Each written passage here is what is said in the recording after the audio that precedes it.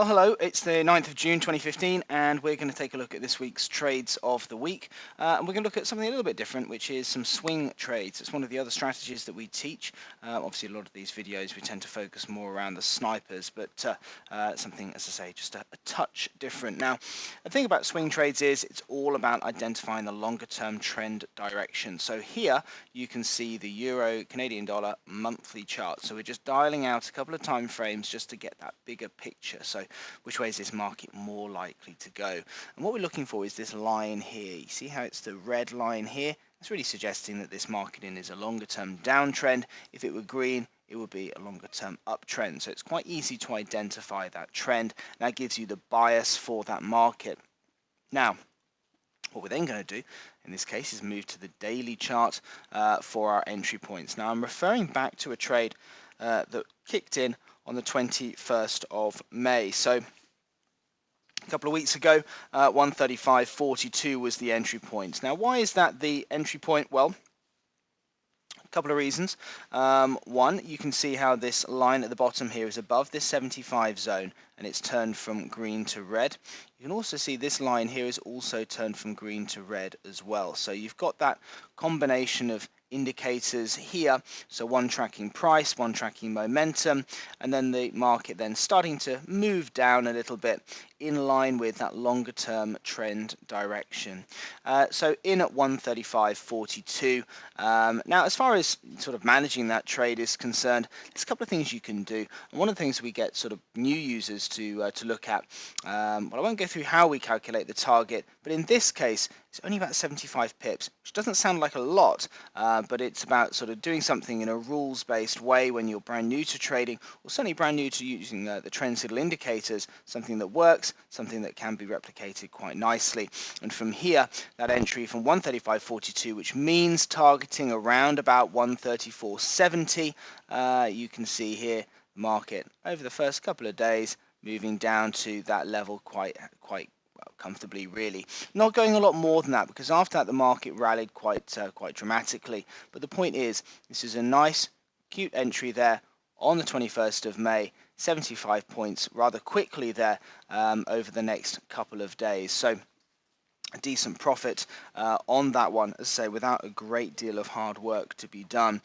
When I look at a few other trades, you should see those becoming clear. Now, all of these are in line with the longer term monthly chart. You can see Aussie Canadian dollar was a short. Again, you're seeing that green to red change down here, having been above this dotted line at 75, which means it's overbought. It's overbought in a downtrending market, which means as those sellers start to take control, they should drive prices down quite hard. And here you can see again prices over the next week or so holding quite steady before falling quite dramatically on the 28th of May. Little rally back against you, but then again moving back down to new lows just at the tail end of last week. So again, some nice profits to be had there.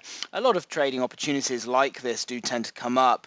We're really looking here at anything without sort of sniper trades. So not sniper trades we're talking about. So really when you're seeing the trend signal line change, vector average line change, no piercing of this price envelope here, so I don't need to get too technical into it, but a rollover of the indicators in line with the longer term trend.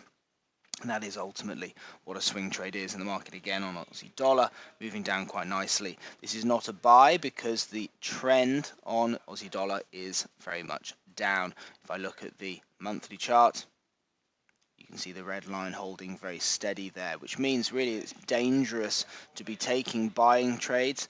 So the safer play is to be looking for those short trades indeed.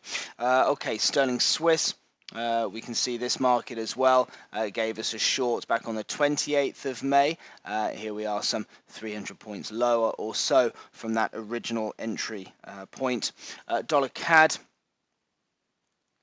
up 24 ticks at the moment, but the previous real trade here was in an uptrend. Dollar CAD there at 121.57 on the 18th of May, and you can see how the market rallied fairly dramatically there as well. Gold also not had many sniper trades on this market for a little while on the daily chart. However, we did get a nice swing trade there as well. The longer term downtrend giving us the direction, and then waiting for that entry, the rollover of the indicator here the vector average line tracking price, and number 2, this trend signal line also changing colour from green to red above that 75 gauge. So it's overbought in a downtrending market again, and the market rolling down quite nicely to hit targets. And perhaps something a little bit different was palladium as well. That short back from the 14th of May this time, and after a lot of messing around really for a couple of weeks, you can see how the market really gathered pace last week, again going down to be a very healthy, profitable trade there. So it's not all about snipers. There's plenty of action elsewhere on the trend signal strategies that we use, and hopefully this video helps teach you a little bit about what we do and maybe how you could do it too.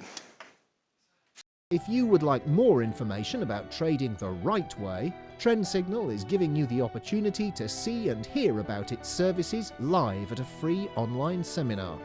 Take a look at the Trend Signal website for the latest events and to book your free place.